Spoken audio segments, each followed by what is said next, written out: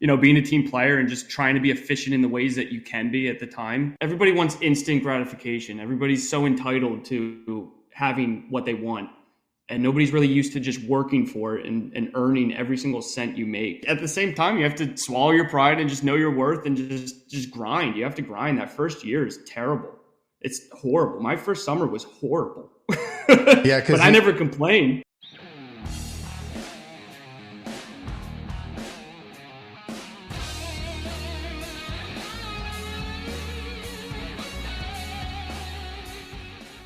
Hola, what is up, everybody? Welcome back to the Reliable HVACR podcast. If you're watching this on YouTube, make sure you're subscribed, like, comment. If you're listening to this over on the podcast like Spotify, Apple Podcasts, Google Podcasts, wherever it is, it's a bit available on all platforms. Please leave us a 5-star review to help us get out to more people. I love doing this because it is good conversations with good people. Anybody is welcome. If you guys ever want to be a guest on this show, if you guys listen or watch any of my content, go ahead and message me. Come on, tell your story. That's what it's about. If there's any sponsors that want to reach out and support the show, go ahead and also reach out to me. My email's posted everywhere. reliablehvacr956@gmail.com is how you can get a hold of me.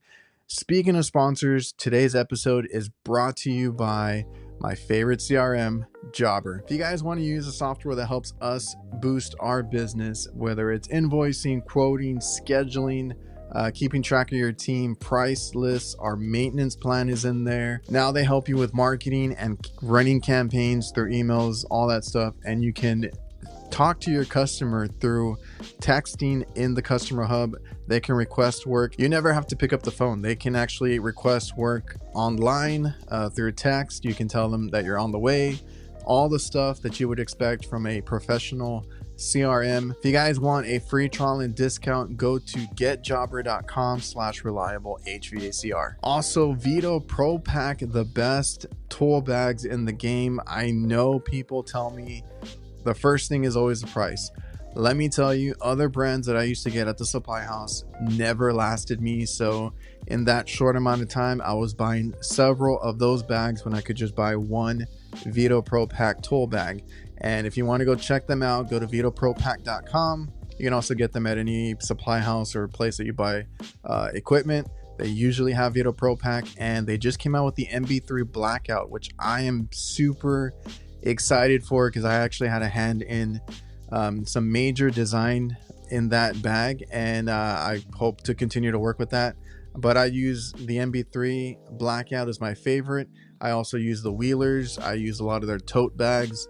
I even have something in my van that just holds bottles and miscellaneous things, and it's made by them too. They have a bag for every scenario, so you won't be disappointed. Go check out VETO Pro Pack. And if you go to their website, go to the customer profile, you'll find me in there. You can learn a little bit more about me, and you'll probably see a lot of these YouTubers and people on Instagram that you might watch in that section. And a big thanks to all the sponsors that make this show possible and moving forward. You'll hear more from Local HQ Marketing and DIVERSITECH throughout the show. And don't forget that I have another podcast / live stream every Thursday night, the HVAC Nights. You can find us on YouTube, Instagram, TikTok. It's me, Jake, and Curtis. You might know them already. And we just talk shop about our work week and life stuff. It gets crazy, it gets uncensored. It's a fun time. So come check us out live every Thursday on YouTube, and it's available on all podcast platforms later that week. If you ever want to keep up to date with anything that I use, whether it's tool recommendations, Camel City Mill socks have been really great for me, and the Huxley work pants. I have discounts for a lot of these things that I use. You can find them in my website, reliablehvacr.net. So like I said, tool link, recommendations, discounts. I got merch there. You can request stickers. I will have my arm sleeves up for sale soon, so make sure to keep an eye out there. And if you just remember to go to the website, you'll always keep up to date with everything. And really quick, I just want to invite you guys to our Discord. We made an HVAC Nights Discord server. You'll find it in the link below or on reliablehvacr.net, hvacnights.com. You can find it there. I'll leave a link. Everybody is welcome to join. I'm still learning it. If you guys know anything about Discord, help me out, help me learn, tell me what to add to it. And we can go from there. So stuff will be added as I figure it out. But, like I said, you can talk about your hobbies, sports, shop talk, anything in the HVAC world that you want to discuss or ask a question on, specific troubleshooting or help with things. I want to add like manuals and little codes and tips and tricks and stuff like that. I want all of that in that community. So go check out our Discord, join it today, and let's get some conversations going. On today's episode, we have Christian, also known as CBHVAC49, over on TikTok. I think he said he was going to be over on Instagram as well. So I'll make sure to leave all his links and stuff down in the description so you guys can go check him out. He's another tool person, very tidy van and stuff like that. A lot of great work. So I really enjoy seeing the younger generation doing really, or taking pride in their work, right? So go check him out. Great content, great guy. Finally got back from his honeymoon so he could, take the time to sit down and talk. And, I appreciate that. Really cool story about him getting into the trades and kind of what he's done to make himself different and stand out. Being like the first person to deal with R32 in his area up in New Jersey, and they made a whole big deal about it, but I'll let him explain it. So without further ado, enjoy the episode. An absolute pleasure to even be on this podcast, period. It's crazy because I've been watching your content since I even started HVAC, and all these other guys that I've been, talking to from social media and all that. It's just a mind-blowing experience. I never thought I'd be on your podcast. I've been watching it since you started it and your YouTube channel and everything. So it's crazy to see what you're doing. And I totally applaud the amount of work that you must put into this. It's wild. And, balancing work and the social media on top of it's definitely hard. And once I got my foot in the door, I have so much respect for the guys creating content. It's crazy. Yeah, I just tell people I don't know what sleep is anymore. That's just me. But I don't know how you do it. I've always had that issue, so it's not even like a new thing to me. It's like I always have to keep my mind busy. I don't know how to turn it off, and that's just I've had hobbies and things that keep me up. And now I just kind of focus all that energy into like the stuff here, the podcast and the channel and stuff. Because at the end of the day, it is like a hobby for you. It's fun for you, and it's a hobby. Same with me. I love it. Yeah, I just social media is crazy. I mean, you get to meet a lot of people. I just actually came back from a Denver trip. And I saw you were out there. Social media is the only reason I travel now. Honestly, I never got out of Texas at all. But I went out there for a jobber thing because you talk about social media, like all the guys. I'm in the room there, so I'm always like, how the hell do I end up in these situations, right? Because I'm in the room there. I'm from a small town in South Texas. Like there's not much out here. I get there and I'm in a room with guys that are like 100,000 followers, a couple 100,000 over here, 80,000. And then me, I'm like, I'm in this room too. Well, okay, cool. Like, let me just, make the most out of it. I don't think you understand how big of an impact you really make, because especially guys like me, younger guys starting out, like we're all watching you, all the other YouTube channels out there. It's great stuff. I love it. It's crazy. I'm kind of fangirling, to be honest. My HVAC geek I'm geeking out a little bit right now, but yeah, it's wild. I just and I appreciate that, because the only, like, when I started, it was like, oh, I see all this crazy stuff out in the field, on the rooftop, all this stuff that I see. I was like, okay, I'm just gonna post this stuff, and then I got more comfortable, and then people were like, oh, that helped me with this, that helped me with that. The messages are crazy, like, oh, motivation, inspired. I'm like, okay, cool, I'm gonna keep doing this and kind of do a little bit more, and then here I am doing this and podcasting and doing all these other things. I know you, and then with the HVAC nights and your YouTube channel, this channel, everything. I don't know how you do it. I definitely applaud you for it. It's wild. And I told, because I got to meet up with Matt and Megan. Usually they pop in the chat for these things. mechanical environments. I got to hang out with them out in Denver because that's where they're at. Mm. And I told him I'll the whole HVAC night thing. Kurt is the one that I didn't know if he would be able to do that, and he does give Yeah. us like a time. It's like, okay, because they're Eastern time like you. And he's like, at a certain time, he's like, I got to go to bed, and he has all this like work that he always has lined up early in the morning. So he's always like honest about the time. But he's also the reason that we do that show weekly. Because I've told the guys we can take a week off, we can take some time off, and Kurt's like, no, we got to do it. So he's the one that kind of gets us Oh, there that's every funny. week, and it's always fun. Yeah, and cooling with Kraus. Is that how you pronounce it? Kraus? Yeah, Kraus, good old Kraus. Yeah, I like Everybody, his content too. yeah, It's more residential also, so I like watching the residential. He's a funny dude also. He's a character. yeah, yeah, it's funny how that. I don't know if I've ever mentioned it, but like how that started. Uh, I didn't know I was gonna do a podcast with them. And really quickly before we get into you, because I don't like talking Mm. about me, but uh, the whole thing with Jake, like we were texting, calling like a lot before that even came to fruition. Uh, and then like all of a sudden, because we were like on the same page for so many things, I'm like, hey, I have this idea. Why don't we do like a show together? And I was like, I kind of want it to be three people. And he's like, hell yeah, and how he is and high energy. Yeah. He's like, let's do this. And I was like, I got a person in mind for the third. And then everybody loves Kurt. YouTube channel does Yep. amazing. I don't know how he does it, posting every day, and then he always has something interesting to do.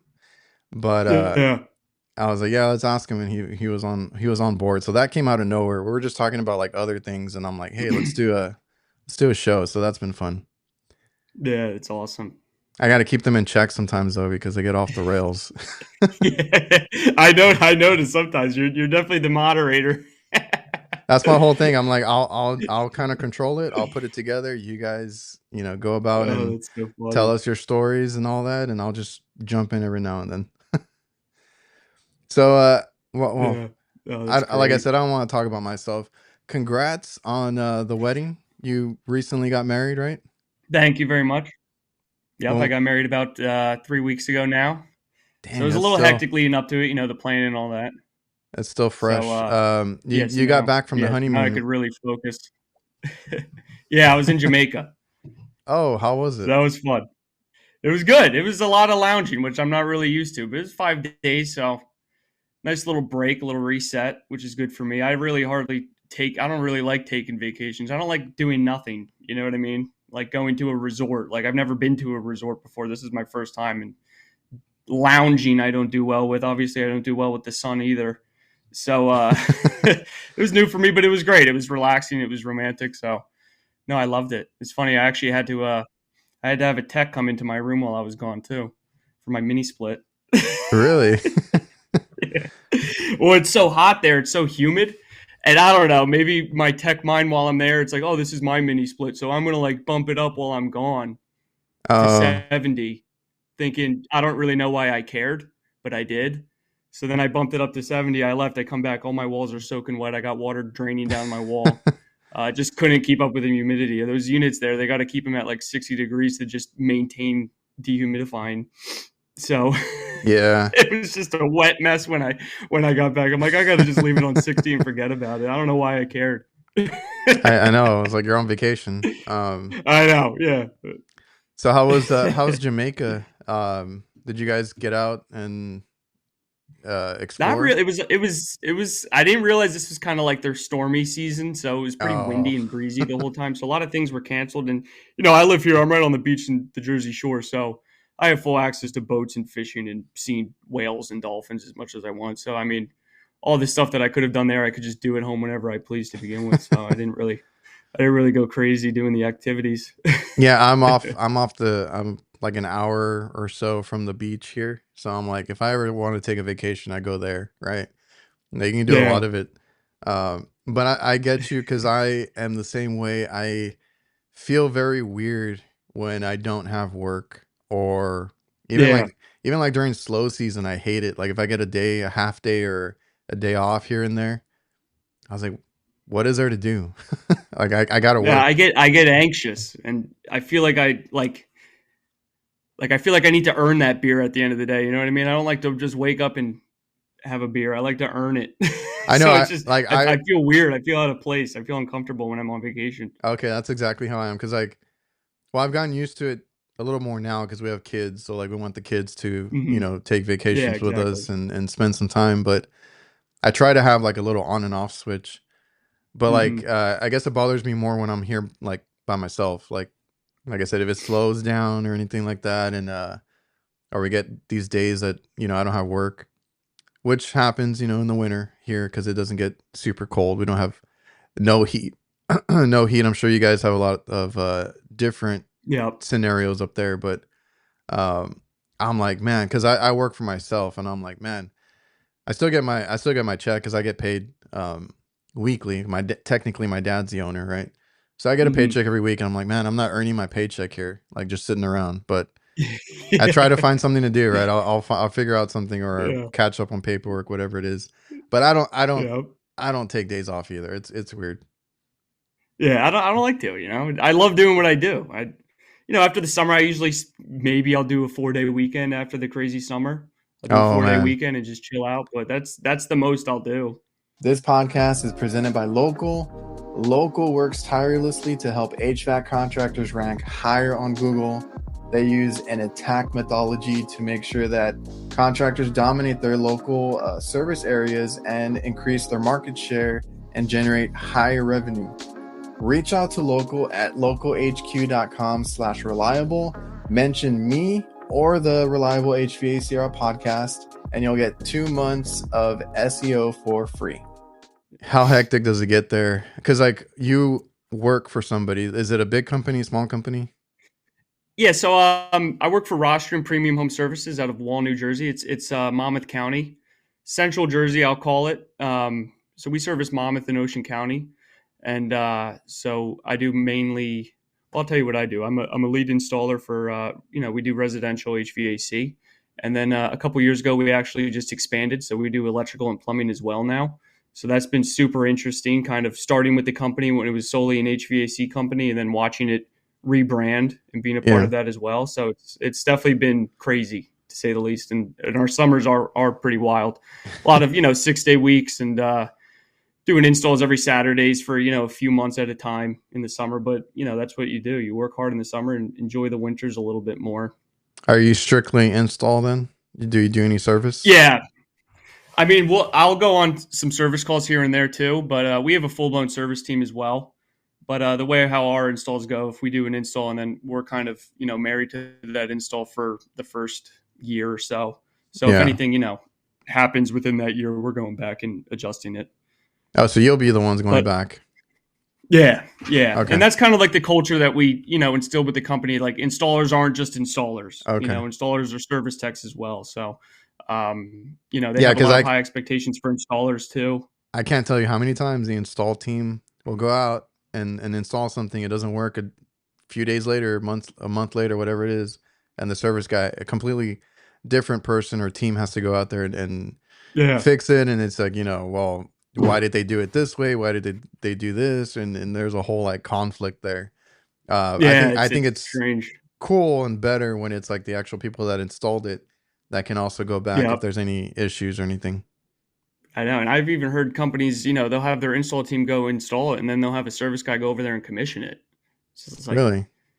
yeah, I've heard different companies that do that. A lot actually operate that Oh way, yeah, and that's have true. Yeah, that's true. It's which weird is because strange, which is cool though. I like how we're set up. Everybody's definitely at the level to be a very good service tech as well. It's just we're doing installs. I love installs. I love doing installs. I love doing good work and all that, transforming rooms and condensing units and making things look nice for the customers. I yeah, love installs, so at least while I'm young, that is. yeah, man, you get to see obviously the before and after the whole process going through it and running your line sets, your all that stuff. I know you got all that fancy NAVAC equipment to help you out. Oh yeah, I love it. Yeah, the install tools I love. I just love every facet of an installation. I love the tools. I love doing the installs. I love commissioning them, taking statics, gas pressures, all those readings. Like we have a booklet that we get with every installation, and we have to fill out everything. So we're taking static pressures, we're taking gas pressures. Okay. This is all in the commissioning process. For the most part, we install Daikin fits, so they're similar to mini splits. So you just weigh in and go from there with the inverters. But we're still taking putting it in charge mode, getting it subcooled and all those measurements. So That was gonna be my it's next. a pretty lengthy process for commissioning. You could be done with an install at like 3:00 and think you're in good shape, but you're not getting out of there till 6 just because you're doing all these tests. Okay, I was gonna ask about the length of that, but like I was also gonna say, like, I hope. Well, some people do the whole checklist thing, and some people don't. You go out there and like you said, your gas might not be set right or anything like that, and it causes all these headaches like months later, especially when the seasons change and stuff like that. And it covers our ass too, so if something does happen along the line, it's like, well, I did my checklist, I did what I had to do, so if something comes up, it's normally something out of the ordinary. It's not really the installation fault, you know what I mean? No, because callbacks are the worst, and they're gonna blame you for everything. So you got to make sure exactly you do your either a checklist or whatever it is, and make sure you got that running. Because like even myself, like if I have maintenance right now, because it's getting cool, or for us it's cool. It's like 75 out, to where it doesn't like when it gets cold, we don't run our ACs as much, but like I still will run it to make sure after a maintenance, do all our checks, make sure the heaters are working, all that stuff, just in case. Because then, like a month later, they might call you like, "Hey, you were just out here, and now it's not working." Oh, I'm sorry, but how long have you been at that company? Is that the first company you've been at, or have you been? Yeah, so it's the first company I've been with. So I started doing this a little over 4 years ago. Similar to Nate, I actually watched your podcast. I was gonna say there's so many around COVID. There's so many people that are in that 3 to 4 year range, and I'm like, really? Because I would have sworn you guys have been doing it twice as long. yeah. No, so I started like right after COVID. I was actually still in college during COVID, so I started right after COVID. I just got out of my apprenticeship program. Were you okay in college? That was the COVID year. Yeah, I was still finishing up college. So how was that? Did you guys? Because some people here, at least on the trade school part, they were doing it remote. How was your college during that whole experience? Yeah, it went remote, and I did pretty well with online courses. It's pretty easy to do well in college when it's online and taking classes and tests online. So I probably had my highest GPA in my final semester from that.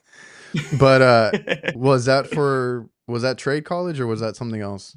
No, that was regular school. So I guess I'll just tell you how I started. So and I'm sure this will help anybody who's listening. I also want to thank DIVERSITECH. They simplify your work. They have everything a contractor needs to complete a job. That goes from equipment mounting, condensate, management, tools, maintenance chemicals, electrical components, indoor air quality, and much more. They have different branches under the same umbrella. More than likely, you're already using some of their products or tools. So go check out DIVERSITECH.com, and it's your one-stop shop for everything HVAC. So I went to school. I was playing hockey. So hockey was my life for all of my life, really. I didn't really have a childhood or high school life other than hockey. So hockey's all I cared about. I went the NCAA route, played college hockey. But I realized, at that point, I was more so delaying the inevitable of my hockey career, right? So I wanted to continue playing hockey, and the next step was going to college. So that's what everybody was doing. My teammates, everybody's committing, going to schools, playing hockey. So that's just what I had to do because that's all I was. I was a hockey player. I didn't know anything else. So I went to school with a major in business administration, which is fine. It's, it's a big umbrella major to have. You could do a lot with a business major. So I'm happy I went there for that. A lot of my buddies went for that, and I was trying to figure out what I wanted to go for. That's like the popular one. Yeah. Yeah, that's just the one that you really can't go wrong with, which I'm still happy I have a degree in. It's sure. Definitely doesn't hurt me, that's for sure. But I just something about college, like I love the process of going to class and doing my work and stuff like that. I'm very, type A, so I didn't have a problem at all with college itself. It's just more so the culture of it. And then I don't know. It was just I was really in my head a lot of like, what am I going to do after this though? What am I going to do really? And I didn't know if it was the school I was at or what, but I was looking at other schools, like maybe recommitting and going somewhere else for hockey but then I ultimately just decided, you know what, like if I'm just doing this just to play hockey and I'm not going to school for truly what it is, I'm going to end up graduating with not a clue what I'm doing. Yeah. And I'll be in trouble. So I'm thankful that I figured that out early. Yeah, I was gonna say not So a then, lot, not a lot of people do. So like, did you go to school there in New Jersey or did you move out somewhere? that was a school in Maryland. It was a very small private school in Maryland Okay. that I was at, only for a semester. And then I went back, and then hockey's kind of strange. You have to play junior hockey and all this. I don't need to get into that, but you don't go to college until you're like a 21-year-old for Oh, NCAA for the okay. most part. So you're old to begin with. So I didn't go to college until I was 20. I was playing junior hockey full time after high school until then. But hockey's weird. I don't need to get into it. And So did you took a break from school? yeah. So after high school, I was playing full time hockey. Hockey was my only thing I was focused on. I was playing full time junior hockey. It was every Like single day. I was traveling every weekend. getting paid and everything? I Or wasn't how getting does that paid, work? but I didn't pay. I Oh, didn't okay. pay to play, but I wasn't getting paid. But it was a high level. Junior hockey is a higher level. You either go, the college route, or you can go professional from there. And so obviously I went the college route. And yeah, again, I was just kind of delaying the inevitable. I was like, Well, all right, that next step's college. Let's go. yeah, that's interesting because I mean, we don't have hockey down here, like really, right?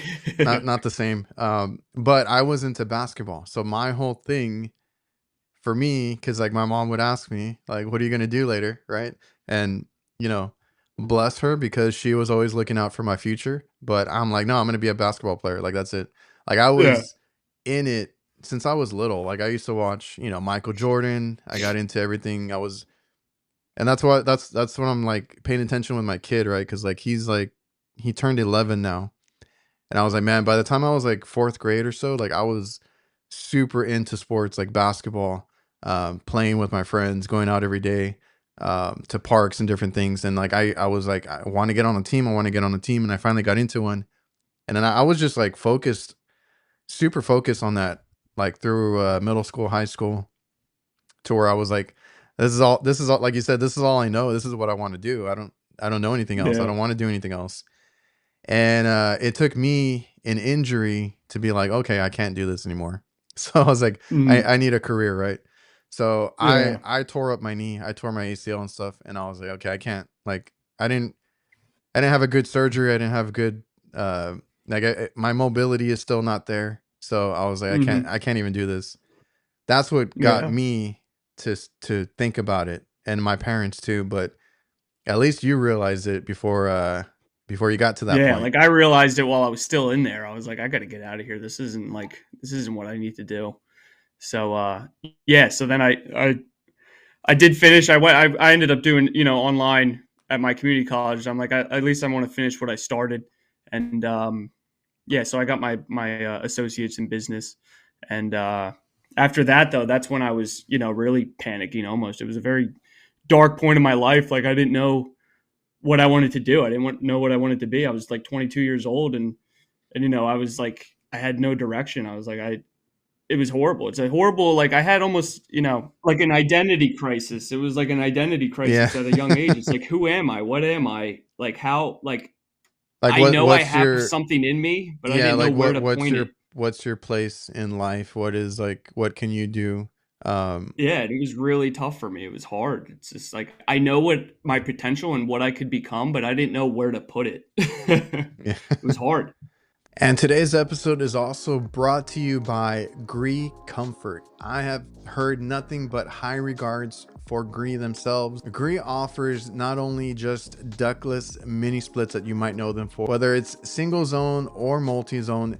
GREE has the GREE Flex and the Multi Pro for whole home and building cooling, so you guys can actually get systems, you know, for your house and stuff like that. They always have updated system documentation and live video trainings for contractors. They help you with your installations and make it as seamless as possible. You can follow them on Instagram and YouTube at GREE Comfort, and you'll get access to all their educational video content. I'll leave that linked below. Okay, so then you got your degree and all that.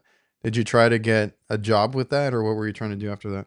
No, I knew I wouldn't. I knew I wouldn't want to. So I immediately went into construction. I was almost like a laborer for construction, just jumping from sites to sites. I had a little pickup truck and a trailer, and I'll tell you, those job sites were the cleanest sites you'd ever see. I kept them neat. So, anything I did, I was like, all right, I'm going to be the best at it. I'm going to keep it nice. Like I had like the lowest job I had at this construction company, but every site I was at, like everybody loved me there because I kept it so tight and so clean. It was I can tell. New construction sites you'll see. I believe it because I've seen your van. Yeah. So I've always had that personality. No matter what I did, it was going to be top notch. So I did construction. So I got my foot in the door that way. It didn't work out. The company actually eventually, got rid of that branch.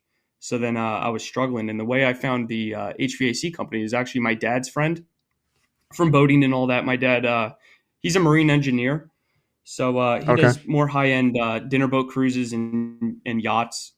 He basically takes care of everything that's below deck, the engines, panels. Did you ever go building Did you ever go work with him? Huh? Yeah, I still do. I do engine alignments with him and stuff like that. Still, he has his own LLC, but he also works for a bigger company that he's on the national team for. So he's one of the high-end marine engineers for them. But he builds panels, build controls, bow thrusters, VFDs, like all these crazy, insane custom panels. He's building one as we speak in the basement. And so he's friends with the guy who owns an HVAC company. And at that point in my life, I'm like, you know what? This man put so much time and effort into my life and my hockey career. Like, I'm at the point where like I'll just do anything he tells me to do. I'll do anything he says. If he wants me to do it, I'll do it. And so that's what I did. So, and at the time it was funny, it was a super high reputable HVAC company. So I was extremely nervous going into it, not knowing a thing, and, how the guys will treat me, or, how efficient I could really be, not knowing anything. I don't want to, be a nuisance there, or cause problems or be inefficient while I'm there. So I was super nervous when I started, and, they gave me an opportunity, and forever to this day, I'm still just so grateful to have a job and be at a company that I love. And I'm just super, super grateful how everything turned out. And you weren't interested in helping your dad with the engines and boats and all that? It's funny. Everybody thinks that I would be like totally into the boats and all that, but the whole time I was playing hockey. So like everybody's like, what do you mean you don't go on boats? You don't know anything about boats? I'm like, dude, I've been in a rink this whole time. And, but he's in the city. He travels all the time. And, he's always traveling. He's always going somewhere. So I always knew I was, wanted to do something around home and something, of that nature. So that's what I did. And he said, because I didn't know what I do. He's like, well, do HVAC. It's the best. It's the best trade you could do. I'm like, really? I'm like, okay. And I think it is. Okay. So he had that opinion about HVAC as well. Like, to go do that. Yeah, he does it. He does HVAC as well on the boats too. So it's funny, they do all Daikin VRV condensing units on the boats and all that. So he's designing that and setting it all up as well. So he knows a lot about HVAC too. Oh, so he does that for because like I've never been on a I right now thinking about it because I was talking to somebody else and they're like, oh, I'm gonna go on a cruise. I'm like, I've never been on one. I've never thought about the whole like HVAC side of like the boats and stuff. Yeah. So he does everything having to do with the boat mechanically. He's in charge of. So yeah, HVAC as well, everything. That's awesome. So it's pretty funny. Yeah, it's funny. So my first day, I'm going into work. I didn't have any tools. He's like, oh, you could just take my bag and just borrow one of my bags for the day. Meanwhile, I get my tool junkiness from him. So little did I know, I'm walking in my first day, green as can be, with a VETO tech pack, the OG, loaded with WEHA and Wera tools, Oh, completely green, not knowing a clue what I'm doing. I'm pulling up with a VETO backpack full of WeHa tools, like the nicest tools you have. They're just my dad's. I'm borrowing for the time being. And I'm sure all the other guys looking at me like, who the hell is this kid? Where do you get these tools from? I know, right? So it was pretty funny. That's Yeah. awesome. Yeah, so he's a tool junkie too. So it's funny. We had our relationship over hockey and everything, traveling together and driving me to tournaments, and it's amazing how life goes full circle, and now we have this to relate to, tools and HVAC and electric and stuff like that. We're always talking about. It's great. Yeah, it's funny. Was your dad into sports as well? Did he play hockey or anything? No, he never played hockey, but it's Okay. just I got into it and he Then was all in. he got into it. Yeah, man, Yeah. it's kind of like what I had with my dad. So I have two brothers, right? So like I was the one most like him, I guess. I used to watch like NBA with him, and we still kind of talk about like our teams and stuff. So I mean, I don't know, maybe that's why I got into basketball and all that, and I got super passionate about it.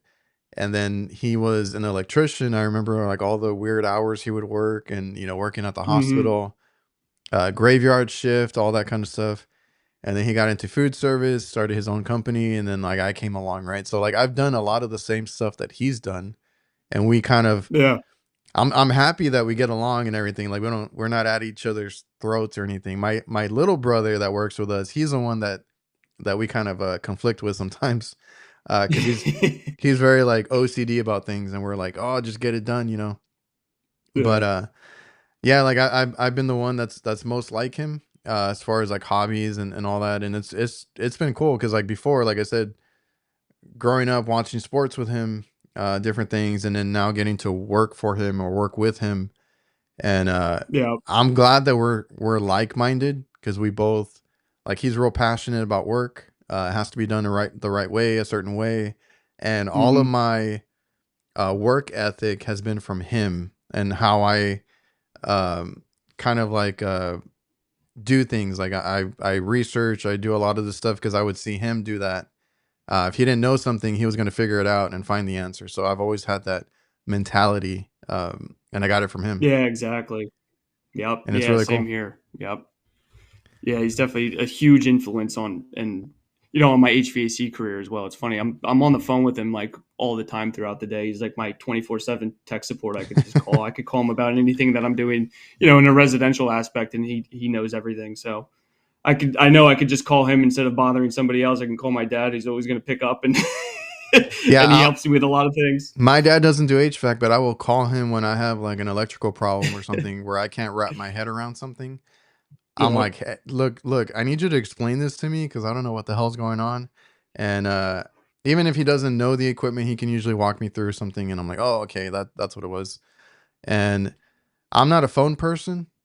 Like really, I don't like to be on the phone too much. So it's funny Hmm. because like I'll go visit them. Like they live close enough to where I can go over pretty often. But it's funny because like working for my dad, um, I have his obviously I have his ringtone on because like if it's usually for work. Yeah. But I hate hearing his ringtone because it's usually that I got to go out to a call like in the middle of the night or whatever it is. So I actually don't Yeah. like for him to call me. I have that oh Oh, that's man funny. like moment like oh man what does Yeah. he want? Oh, here we go. So you were really into hockey, really into sports. Did that are you kind of putting that energy into like HVAC and your work stuff? Like are you passionate or as passionate as you were, in hockey as you are in HVAC as you were in hockey? Oh yeah, 100%. There's so many things that I could take from, playing a high level sport that I could, put into work life. Everything. It's communication, being a team member, being a leader, things like that, things of that nature. There's so much that you could just take from, life lessons from playing a high level sport.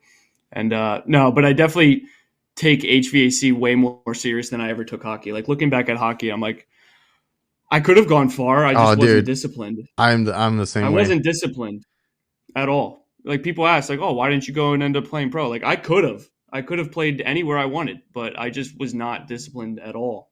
And now that I'm older and I'm more mature, I look at life differently. I'm 100 100% more disciplined when it comes to what I do now than how I handled it back then, for sure. I am the same way. I think I've mentioned this a few times, but like that whole basketball thing, I felt like I was pretty good, right? And I knew what I was good at, what I wasn't good at. I'm very like self-aware of things. I wasn't the tallest kid. That was the only issue, was there was a lot of tall kids in my area. So it was like, tall, you can't teach tall, like being tall. That's a gift in itself. Um, but I was the same way. I wasn't disciplined. I didn't take it seriously. I always look back and I'm like, man, if I had just been put in a little bit of effort or really wanted that, I could have gotten it. I could have gone a little more further with it, like you said. Um, I couldn't do it. I didn't like taking direction. I was like, I was a team Yeah. player. I was all that. Like I was game. But like if I wasn't getting the playing time or wasn't getting whatever I didn't want, like I was like, why am I here? Right? I didn't take it serious. So I was like, Yeah. nah, I'm good. And then like the 5 a.m. practices and all that kind of stuff, I was like, nah, why am I here? Why am I doing this? I was not disciplined whatsoever. So I'm very competitive. That helped me out in my HVAC career, right? Like I want to be the best. Hmm. I want to make sure I don't want to look dumb. I want to make sure I know everything that I need to know. So I'm researching after work.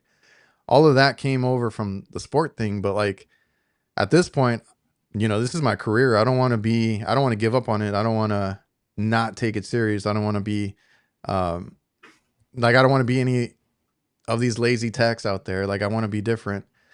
So I didn't take basketball serious, but I took HVAC serious, and that all the extra effort you put into it, Yeah. that's what's going to make you better. When I first started HVAC, I kind of treated it like I'm a rookie. You know what I mean? I knew my role. I wanted to do my role the best I can. When I first showed up to the company, I'm like, okay, well, how could I immediately be an asset to this company, not knowing a single thing about HVAC? And that's simply showing up every single day with a great attitude and a willingness to learn, an open mind, and just work hard. That's all you have to do. That's all you're expected to do when you first start. So I kind of treated it like I am a rookie. It's like that crawl space is mine. That's my land. You don't go down there. You don't need to. That's why I'm here. You know what I mean? Or don't drop that broom. That's for me. That's my broomstick. Yeah. That's how I treated it when I first started. And that's a lot of things that guys kind of struggle with, probably, is starting, swallowing that pride and that ego and just, being a team player and just trying to be efficient in the ways that you can be at the time. And Yeah. I just think that's what a lot of guys struggle with, Some guys get for so sure. frustrated with that. And I'm like, you start at the bottom. Like there's no way around Yeah. it. It's what you can do in those first few years to get there. Yeah. Like I like wanted this job so bad. Like I would have worked for free for the first summer. I didn't Oh, even care. I just I wanted to took a get pay in cut there. to do this. I made more money Yeah. at a grocery store than when I started here. Oh, I did too. I made more money at Whole Foods before I Yeah. started. I did, but I would have done it for free. I just wanted to get in there and work. I'm like, just trust me. Just give me an opportunity, and like I won't give up. And I will be productive. I just wanted it so bad. And yeah, but that's I think the problem with like today's day and age. It's like instant. Everybody wants instant gratification. Everybody's so entitled to having what they want, and nobody's really used to just working for it and earning every single cent you make. You know what I mean? Like a lot of new guys, they come in and they have all these expectations. It's like, what are you expecting? You don't know anything. I have to teach you how to use a drill. Oh It's yeah, like that was me too. you know what I mean? Like what do you like? So what do you think? You have to, like, at the same time, you have to swallow your pride and just know your worth and just grind. You have to grind. That first year is terrible.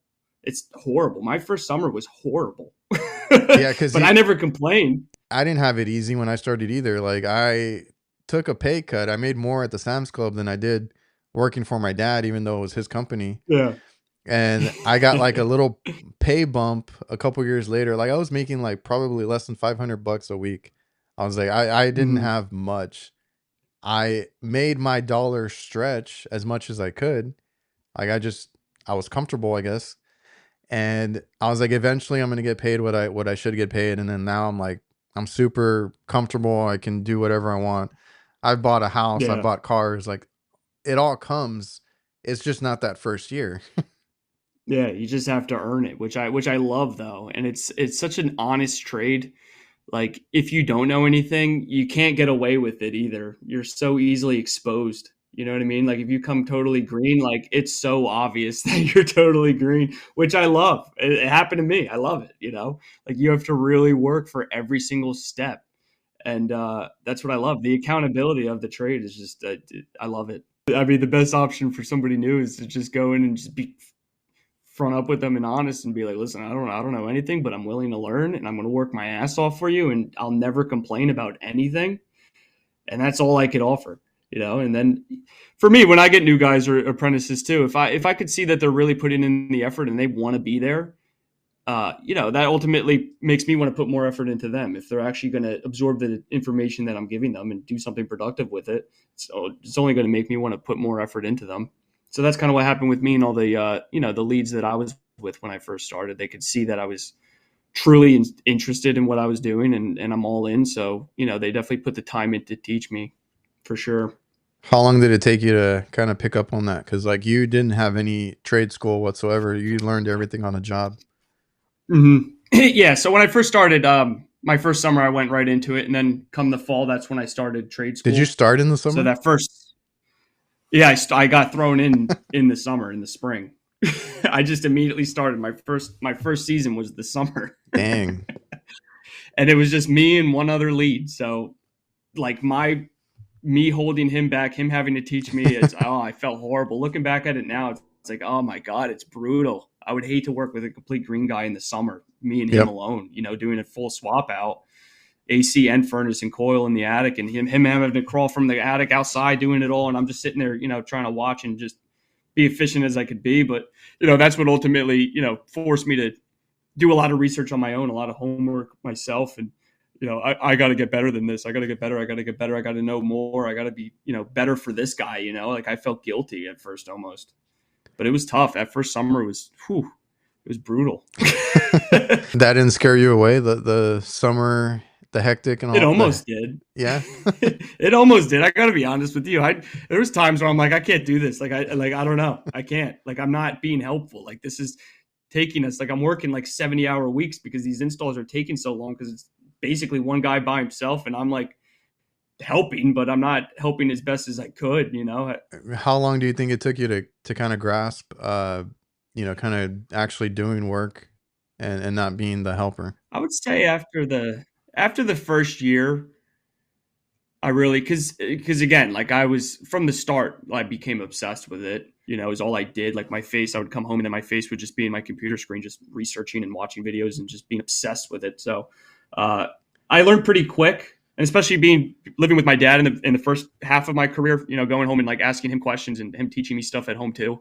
So I had just so many resources too, so many people to ask questions. So probably within a year, it really started clicking. I had my mojo. I was getting more tools, and I had my own little tiny transit I drove around. I was still a helper, but I had my own little tiny transit. And of course, I had that thing totally pimped out with my little pack outs and my little VETOs and all in this tiny little transit. And then eventually, all right, this guy's truck is too nice. Let's put him in a bigger one. Yeah. So then I got in the bigger one, and I got more tools, and I ultimately just became bigger from then on. And so I've been doing.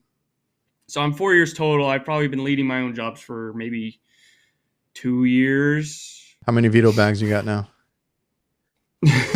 Have you counted them? So I'm big. So when I first started, I had the OG Tech Pack, which everybody was chirping me saying how heavy it's going to be and stuff. I'm like, nah, it's fine, whatever. But no, that bag got heavy real quick. Yeah, they do. And I'm big into having specific job style bags. So yeah. I have my MCT, my Tech MCT for inside. So that's set up for a furnace, coil installation and stuff like that. And then I have the MC, which is just a condenser bag. So I can have a bag outside and a bag inside. So I got two completely separate loaded out bags for both inside and outside. And then I have those other little part bags too, like the clear part bags. And then the tool pouches, what is it? The C something 140 and the 100. My dad's getting into the Milwaukee stuff now, because he's like, hey, you got anything for this or that? I was like, yeah, because when I moved over to the Transit, I had to take some stuff out because it didn't fit right. And then I went to buy a couple of the tough built crates because they're a little bit bigger. So I put those in the back, and I was like, oh, I got some extra. I had like the extra, the one with the wheels and like some extra pack outs and stuff. And now I gave him those, and now he's like, I want more, and he's starting to get more into it, and he's falling in love with it because he's never been a pack out person. Yeah. That's But what I'm trying to get my dad into pack outs. He's not. He's a Pelican box guy. oh, So really? he's got all his VETO bags in his Pelican box, and he'll go take it with him there. He flies a lot though, so Oh, okay, makes sense. yeah. Yeah, But I took his tech pack and I treated him with an MCT, so I got him that for Christmas a couple years ago. So that's what he's rocking right now. so you have you been working on R32? Yeah, so I installed the first R32 system in New Jersey, which was definitely a spectacle to say the least. Was it so, like a right now? headline and everything? Yes. Yeah, so it was like a whole full blown article and stuff. It was through Daikin, so I was the first in New Jersey. At the time, it was just single head, mini splits, ductless. That's all it was. So, obviously, I was told that I'm going to do it, and that was probably maybe 2 years ago. Now it's actually a pretty decent amount of time ago. So I was like nervous. I was like, oh geez, here we go. Like there's going to be people watching or whatever. So then I'm going and do the install, and there was guys from Daikin and my owner was there, and there's a whole bunch of people there in the morning. So I'm like, oh, they made a whole right, thing about it. They made like whole... maybe they're just gonna swing by in the morning and then just check it out, and then they're gonna come by at the end when it's on. Maybe, like, I don't know, like hopefully, but no, they stayed the whole day. Just watching me outside with the condenser and everything. I'm like, oh God. It felt like it was like a golf match. And they're like, oh, now he's about to put it on nitrogen. He's setting up his vacuum. And they should have been there with a microphone, just like commentating. Yeah, well, they were like interviewing me like while I was doing it. But I mean, at the end of the day, like I love that. Like I was all for it. I love that. Oh, so they were asking you stuff as you were doing it? Yeah, so they came out with Daikin Abco came out with a a whole article online about it and stuff like that with our picture and everything. So it was really cool. But as far as installation practices, nothing changed at all, especially for a mini split. The flares aren't different. The flares are the same. Everything's the same. Same vacuum pump, obviously. Same gauges. Your S-Mans have 32 in them. It's not anything out of the ordinary. I know these condenser units are good for 98 feet for those single heads. So 9 times out of 10, I'm not adding an additional charge anyway. So I'm not even touching a tank. Oh, yeah. I'm just opening the valves, especially for that install. That install was really, really easy. But yeah, it was funny. I was like totally into it. Like I was like calling the one girl over. I'm like, you see this? Like, look at this flare tool. Look at this Hvacr flare tool. Have you seen this before from the other installs from the other states? She's like, no, I haven't seen that. That's really cool too. I'm like, yeah, this is sick. I'm like, watch me pull this vacuum. I'm like, watch how fast I'm going to pull this vacuum. Everybody's like, oh. Like I just had a time with it. Like I enjoyed it a little too much, Yeah. And but yeah, when I was pulling a vacuum, I'm like, oh man, please pull a good vacuum in front of like. Oh, I know. Imagine if something goes haywire. Yeah, that's what I was worried. Or there's a leak or something. I'm like, please pull a good vacuum, because it's funny. A couple weeks prior, they're in Virginia, doing the same thing. The first install in Virginia, and then a week later, it all leaked out. Oh. Did they? Yeah, and they didn't have access to the tanks yet at the time. It was so early, so they weren't even able to like fix it at the time. They didn't have the refrigerant tanks? Cylinders. No. So I guess the whole factory charge that he just opened up leaked out and stuff. I mean, I don't want to throw anybody under the bus or anything, but it was pretty funny, hearing that from them and stuff. I'm like, oh, geez. So they're like, yeah, so we're really, depending on you to get this install right, and we can actually put this out there and write about it. I'm like, all right. Well, that. So they tried to write about the other one. Did that one not come out? Yeah, but it just didn't work out because it leaked, and I guess not a happy customer. So. Yeah, especially if they can't fix it. That's kind of the crazy part of that. Well, it was scary because at first I was doing a whole bunch of 32 units. I'm like, man, we need I'm not saying my installation practices I don't trust, but like I need to get a 32 tank in here just for a mulligan, if I have a leak. Yeah. But no, I haven't had a problem at all. And now it's fully in, we got 32 everywhere, so it's not a big deal. But do you guys I haven't done any. Do you guys only deal with Daikin? Yeah, we're primarily a Daikin dealer. So Daikin Okay. Fits are our go-to. We're actually the number one Daikin dealer in the Northeast, which is incredible because we're a pretty small, family-owned company. So that's a great thing to be, leading in So you Daikin Fits. you only have to worry about stocking R32 as far as like the new ones. Yeah, yeah. All the fits are still 410A, obviously. The only 32 systems I have out there are what I did. I think Yeah. all the 32s that are out there in New Jersey, like primarily around here, I'm the one who did them. So they kind of just kept me with doing them. Yeah. So if something happens, it's just me and I handle it. But all we've done are just single head mini splits right now. I believe Goodman might be out because Daikin owns Goodman. So I've been seeing some guys posting Goodman air handlers and more conventional systems with the 32, but we haven't gotten our hands on anything duct related. Because everybody's arguing about 454 versus R32, and I'm like, I don't know. Yeah, and I know the different manufacturers. Some are going to go with the 454, like Bosch. We do Bosch as well. So we're Okay. primarily, if it's not a Daikin Fit, it's probably going to be a Bosch, which I love Bosches too. But I believe, I'm positive the Bosches are going to go down the 454B route, Oh, and so then the you will Daikin's have to going to be carry at both. R32. Yeah, we will. Yep. Yep. I'm not. It is what it is. There's nothing we could do about it. Nah, I'm not too happy though, because I do everything where I'm carrying like 404, 130. I still got 134 Yeah, that you I have to you have a carry. lot. Yeah. So Me, I'm I'm like, not carrying around 32. I'm doing installs, so I'm not carrying around 22 anymore. It's just I got 410A for installs, and yeah. yeah, now 32. But it's not too bad for me for installs, but service, I'm sure it's going to be a pain in the ass. Oh yeah, it's gotten to a point where I don't carry all the tanks anymore. I just carry the common ones, and if I need something for a certain job, like if I know ahead of time, I will go to the either my Yeah, like and my grab one. little shop here and pick up and change out what I need. But yeah, Yeah. it's getting a little crazy with the different flavors there. I'm excited for it though, and I think like people are, especially the tool manufacturers. They're using this as a marketing ploy. They're like, Oh "Oh, this is man, A2L compatible, A2L compatible." It's like everything already is A2L compatible. It's not a big deal. You're freaking everybody out. like you said, everything has already been A2L compatible. There's not really Yeah. much that changes. Um, No. Especially if you have like Field Piece and NAVAC and kind of the main brands. Those have been A2L compatible for the longest time. Yeah, exactly. It's funny. Like It's Navac's not, gonna. I love Navac too, but Navac's gonna come out. They're gonna have like A12 compatible on their like flare gun now. I was They're gonna just putting say it on everything they make now. I was gonna say some hand tools have the stupid A2L compatible sticker, and I'm like, this doesn't need that. Yeah, it's Or your crazy. Yeah, obviously, core removal tools. I've seen a lot of crazy stuff that has A2L compatible. Like, that doesn't matter. yeah, no, and everybody's was in such a panic about it, but yeah, the installation was so smooth, and there's no difference at all. Nothing changes whatsoever at all. If anything, you're going to get slightly higher pressures, and that's about it. But I mean, what's the big deal with that? I don't know. No, our biggest jump was R22 to 410 when you had to deal with the Yeah, that was pressure. the biggest difference. Yeah, they're Yeah, and I very was like 32 is so similar to 410A. It's not. It's really nothing. Like no, 32 isn't 410A.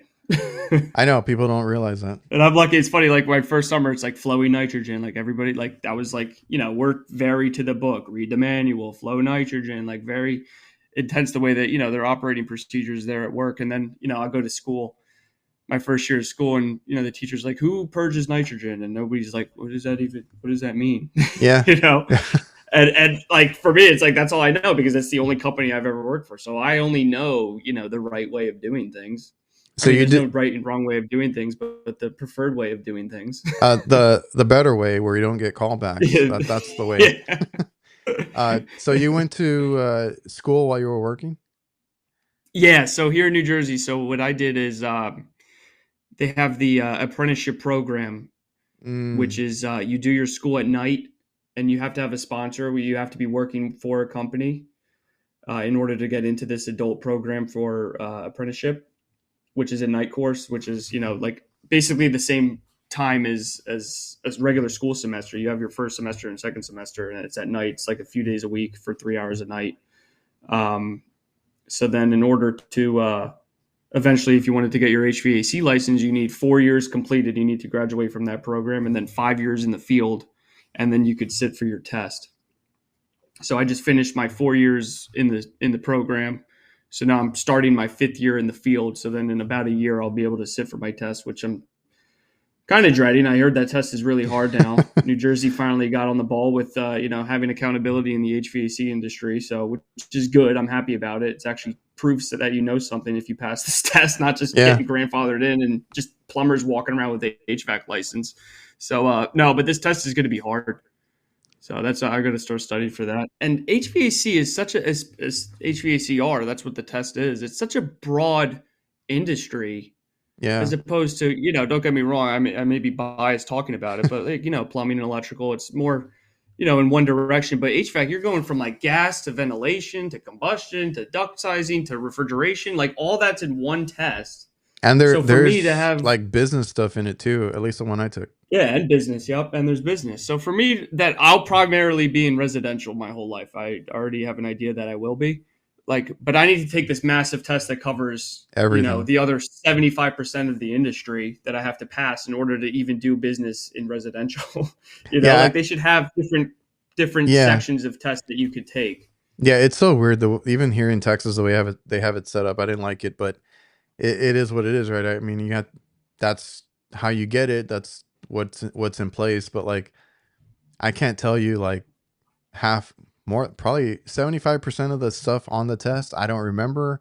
I probably don't use in my own day-to-day world. Like I'm the same way. I specifically do this small light commercial kitchen refrigeration. Like that's not what the test was on. It was a lot of AC stuff that I'll never use and all that. Exactly. So like it's like, what can you do? Yeah. So who knows? Maybe down the road at some point they'll actually split that off and have them in different categories, but we'll see. I mean, sometimes it's good if you want to get like a broader license, but some people, like, I don't know, myself, like you said, you like what you do, you want to do that. Like myself, I knew I was only going to do kitchen stuff. That's why I only got my class B license, because I was like, I'm never going to do anything over 25 tons. I'm not getting into chiller work. I have no desire to do any of that. I want to do what I'm good at.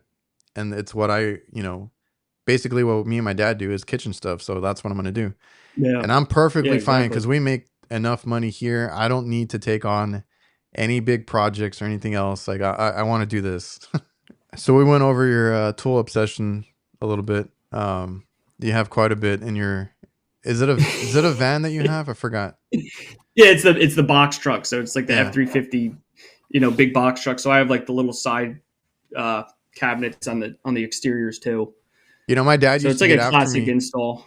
Yeah, my dad used to get after me because because I didn't take it serious when I started. It took me a while. That's why I'm so like, it's really cool to see yourself, and like you brought up Nate, all these other ones that I've had on a lot this year, in their first less than 5 years, right? Mm-hmm. And they're already like focused and dialed in and all that. Like I wasn't like that. I'll be honest. And speaking of vans, I was that tech that just threw everything in there. It took me a little more than 5 years for it to click, and I was like really into it. I loved what I did, and the satisfaction of fixing things, right, that other people couldn't fix. Like that's always what got me. And then I started taking pride in my van. So now my van, I get upset with other guys that do it where they throw everything, but I'm like, everything has a place, and now it has to be put back, where it goes, so I can function, because I used to hate getting lost in my own van because I couldn't find a damn tool or part or whatever it was. Yeah. Yeah. No, it's funny. The guys get on, they're busting my chops about it all the time, how I keep my van and everything. I like it. I mean, sometimes it drives me crazy. Like I can't leave work knowing my van is dirty or full of trash or something. Like I need to it needs to be handled that night. Like I like to walk in the next morning with my cup of coffee and just get in and just everything's nice and neat, ready to go for me. Like I have to handle it like that night. I cannot go to sleep with my truck dirty. I can't. I'm so mad at myself the next morning if I left a mess in the van, because then I got exactly. Then I got to do it then. Especially on like a Friday, you come in on a Monday, you got to like to clear a truck out for a half hour, and it's cold in the mornings here now. It's like, I'm not doing that. I'd rather stroll in with my cup of coffee and just relax. And I get that flashback of that manifold that I broke. I'm like, if I don't put everything away, something's gonna break, and it's gonna be an expensive repair. My owner's great. Shout out TR, the owner. He's awesome. So obviously they know I'm a total tool nut and stuff like that. So he always hooks me up with different tools. He knows I'm going to treat him like gold, keep him looking meticulous all the time. So it's really easy for him to, let me try out a new tool first before, he gets the rest of the guys. Then like the new NAVAC recovery machine and the NAVAC, like all the NAVAC stuff. Like he actually gets for me. Which one do you have? The NR7 or which one? I believe it's the NR7. It's the smaller one with it's like the box with the swivel handle. It's smaller. It's light. It's really small. How is it? I love it. I'm obsessed with it. I've been eyeing that one because I have the fill piece one. I had the G5 Twin, the Appion beforehand, which was fine too. It's great. But yeah, this one's like, it's so compact, so light. I love the swivel handle. It fits in like a lot of different smaller bags and stuff like that too. And it's super quiet. I like the purge feature on it too. So you could purge out your machine and really empty the whole thing out, which is really nice too. So I like that a lot. But yeah, I love that thing. It's awesome. And it handles 410 pretty good, because that's the only issue I have here is on the hot days. Like I don't know if I've never overheated it yet. I was gonna say, do you add anything to your setup? Like, do you put it in ice or do you use the subcooler or anything?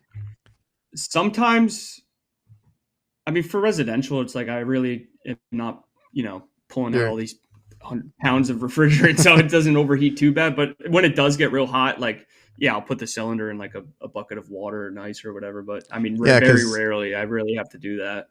Yeah, because I work in tech. I mean, I work in restaurants, and and it's a lot hotter there too. When it's really not that hot here. When it's 120 degrees out, I'll just exactly. I'll ask the restaurant, "Hey, I'm going to take some ice from your ice machine, and take it on the roof with me," and that usually works for me. People can find you on TikTok. Is there any particular reason you started on there? You're pretty. I think I saw you're like at 17,000 there. You have a lot of content. I've been following you for a while too. Any reason you started posting your work and your tools? I don't know. It took me a while to originally start posting, just because I am like a very like conscious, self-conscious person, and like if I want to put something out on the internet, like it better be perfect. Like I don't want it to like zero debate. Like I just want it to be perfect. I don't want people to scrutinize me. I don't want to put the company in a bad light. You know what I mean? So it took me a while to really like get the confidence to post on there. But at first it was just fun. It was easy. It was just, I didn't really have any thought behind it. I just kind of posted what I wanted. A lot of tool stuff, just because that's what I'm into. I just love tools. So then it kind of started taking off a little bit, and then just having fun, just kind of posting what I want and posting installs, a lot of tools, a lot of truck stuff. But yeah, just every facet of this industry, I just am obsessed with the tools, the installs, the trucks, everything. I love it. So that's kind of how I started. And it's funny, when you first followed me, I was like, oh my God, reliable HVACR, that's crazy. And then Mr. What's his name? Refer guy, HVAC refer guy followed me. I'm like, what? That's wild. Like all these different accounts. I'm like, damn, that's crazy. And then it got like bigger and bigger, and just meeting so many people on there too. TikTok's awesome. I want to make the jump eventually, but right now I'm just primarily on TikTok. TikTok has a cool community, because, and I always tell people that there are different platforms and there are different people. Like not everybody is on all of them. Like some people are, but like you said, you're primarily on TikTok. So there's a group there that is usually just posting there. There's a bunch of them, like Blue Collar Built. He started the same time I started, so we've been friends since we both had like a couple hundred followers. And then he's he was so consistent with it, and he still is. Like he just took off. We started at the same time. We and him were friends like with 0 followers each. It was crazy. And then watching his account like blow up, I was like, oh my God, his account's great too. I talked to him recently. He'll probably be on the show soon, but I I remember seeing him. I learned that little trick from him where he lifts off the condenser panels Yeah, and yeah, all that. yeah. The bottom barrel cleaning. Yeah, and there's I love Casey, the uh man, what is this thing? Casey, that changed the condition. You know, the guy that Oh yeah. Buddy, the one CC that KCCC. Yeah, yeah. he's like the TikTok OG. He's been on there for a while. Yeah, I've always followed him. There's a bunch of them on there that are just, great at the TikTok stuff. Yeah. And I enjoy watching their stuff. And then there's guys on Instagram. I'm pretty sure you've seen, because you said you've watched YouTube and stuff. There's a YouTube community. It's all good. Oh yeah. It's really great now. Like everybody's pretty friendly with each other. There's not a lot of issues, and There's no beefs. it's you'd be surprised, but can talk about that off air. um, but there's a good community, and you can learn a lot. So like yourself saying, you research things afterwards. It could be a YouTube video, it could be anything, because there's a lot of resources. I always bring up HVAC school, AC service tech, and then Yep. I'm obsessed with their podcast too. and you can learn like how to do things, and then you can go and look up any of your favorite channels like HVACR videos, all the guys that are in the field, because then you'll see it applied in real world work scenarios. So that's cool. Yeah, actually, AC Service Tech. He's like 20 minutes south of me. That's where he's Dude, from. Craig is so And awesome. he's friends with he was friends with my instructor. So we had all his posters and books in our classroom and stuff, because that's where I was. I was in Ocean County. That's where he's from. So yeah, he's big down here. It's crazy. I feel like New Jersey HVAC is like popping off in terms of social media presence and stuff like that in New Jersey. It's Oh, crazy. Like I you got Subco. guys. Subco's across the street from us. Subco headquarters is across the Oh, street. really? NAVAC headquarters is 20 minutes north of me. And then we got Just the go. boys from First Choice, obviously. Yeah, I was gonna mention you got Jeff and Mike over there, and Joey, HVAC Combat. Yeah. All those guys do amazing work. So you should just go make the rounds with Navac and Subco over there. I know. Just show Subco's up. like right down the street from me. They're right Well, down the street. Yeah, NAVAC's in Shrewsbury, so they're like whatever. They're like 20 minutes away from me. So there's a lot going on in New Jersey HVAC. Speaking of Subco, you've had some inventions, talks with them. Are you working on anything to kind of submit to them? Yeah, so what I've told you previously is that yeah, so I had an invention. I put it in on their website. About a week later, I'm working and I get a phone call that says Sealed Units Parts Co. And I didn't think anything of it. I'm like, Sealed Units Parts Co. It didn't dawn on me that it was Subco. And then I pick up and she's like, "Hi, this is whoever from Subco." I'm like, "Oh my God, really?" And, they were like super interested, this, that, the other thing. It was great. "Oh, we're going to, contact you soon with the team. And we're going to design this thing and get the ball rolling." I'm like, "Oh my God, this is crazy. I'm going to be like a new Subco inventor. This is wild."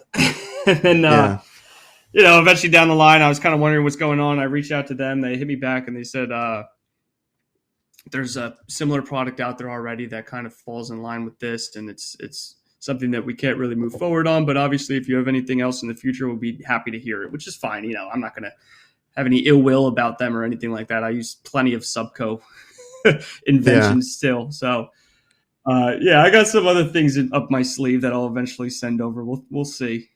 So you I'll try again. I'll keep going. Eventually, you'll see me out there with something.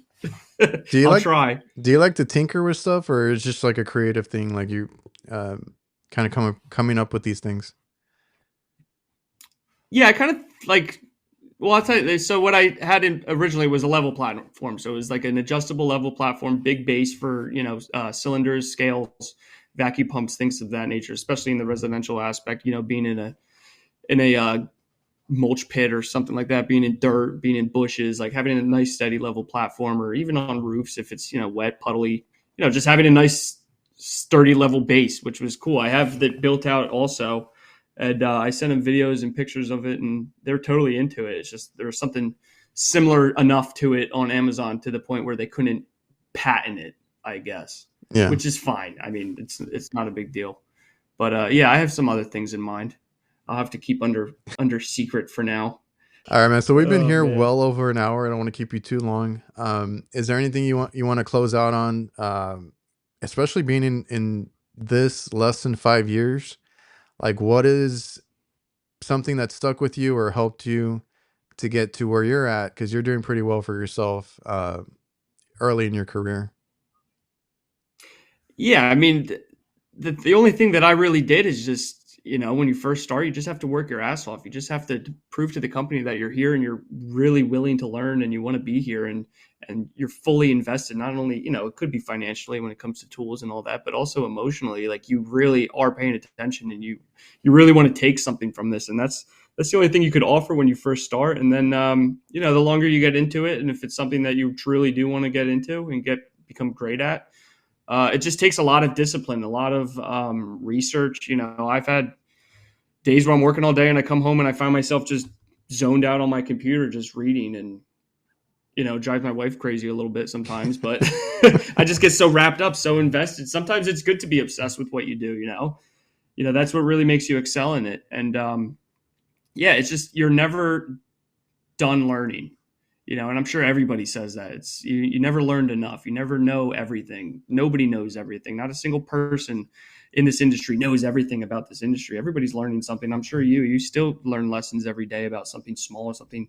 Oh wow, I Yeah. didn't think about it this way or something like that. And yeah, just always staying on top, being humble. You could be prideful, but still stay humble and enough to be open minded and learn, and always just strive to be better. I know that's pretty much the generic thing people say to do, but it truly is just a mindset and just becoming a better version of yourself. I'm big on attitude, positive. I even like tattooed it on myself. Positive vibes. Like I that has so much to do with like kind of like your success and how you, like you said, you move on from things and you learn from things.